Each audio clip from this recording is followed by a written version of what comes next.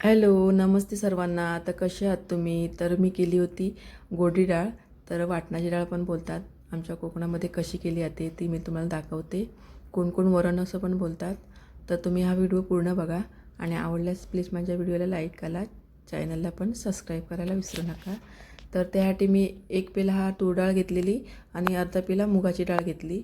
दोन्ही डाळी मिक्स घेतल्या. त्या मी 2-3 वेळा स्वच्छ धुवून घेते व 2-3 वेळा स्वच्छ धुतली आहे. आता त्यामध्ये मी टमाटर घालते, 1 टमाटर आणि 4 मिरच्या घेतल्या. तर ही डाळ मी कुकरच्या डब्यामध्ये लावून घेते. तुम्ही डायरेक्ट कुकरला पण लावू शकता, कारण एका डब्यामध्ये मी भात लावणार आहे, त्यामुळे मी डब्यामध्ये लावते. तर टमाटर आपण कापून घेऊया. मीडियम साईजमध्ये कापून घ्यायचा. अशा प्रकारची ना वाटणारी डाळ आमच्या कोकणामध्ये जास्त केली जाते. म्हणजे पूजा असेल, सत्यनारायणाची पूजा असेल किंवा लग्नकार्य असेल तर अशा प्रकारची डाळ केली जाते. ती तुम्हाला मी दाखवते कशी करतात ती.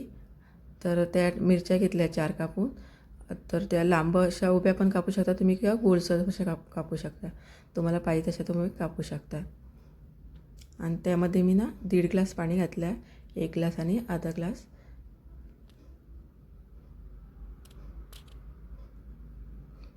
आणि त्या कुकरला लावून ना 3-4 शिट्ट्या करून घ्यायच्या.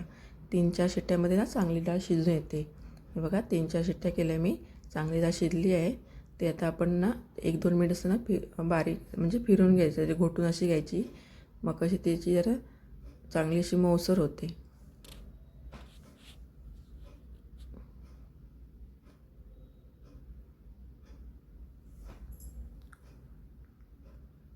आणि हे बघा मी फोडणीसाठी ना आणि वाटणासाठी 1 वाटी खोबरं घेतलं आहे, वाटण करणं त्याच्यानंतर.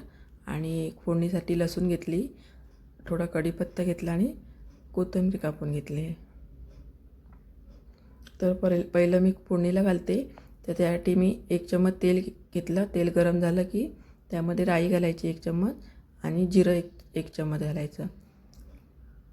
ते व्यवस्थित असं भाजलं ना, त्याच्यात तडतड असा आवाज आला ना की त्यामध्ये आपण कढीपत्ता घालून घ्यायचा. गॅस ना मीडियमच ठेवला आहे मी.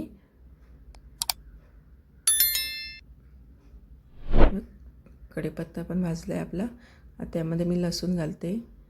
लसूण पण लालसर होईपर्यंत थोडी भाजून घेऊया.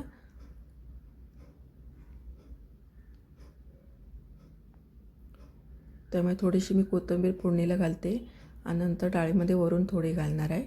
आता थोडी घालून घेते.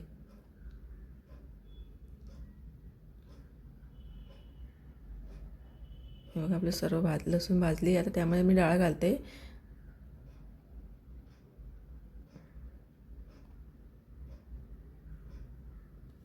आता मी ह्याचे वाटण करते खोबऱ्याचं. तर 1 वाटी हे खोबरं घेतलं, ते मिक्सरला लावून घेते.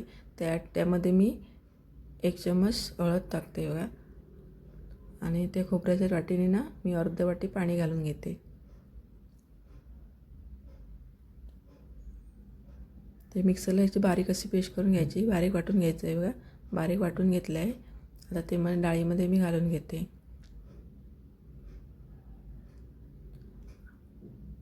आणि तुम्हाला किती जाड पाहिजे, किती पातळ पाहिजे त्याप्रमाणे तुम्ही करू शकता. मी थोडंसं पाणी घालते. हे मिक्सरचंच पाणी आहे ना वाटणाचं, तेच मी थोडंसं घालून घेते. थोडी पातळच ठेवायची, कारण ती थंड आल्यानंतर नंतर ती थोडी घट्ट होते. म्हणून आता थोडी पातळ ठेवा.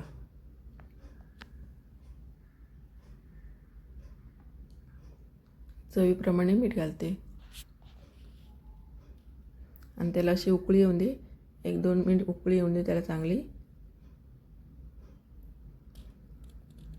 मग ते उकळी आली आहे. आता त्यामध्ये मी ना कोथिंबीर घालून घेते.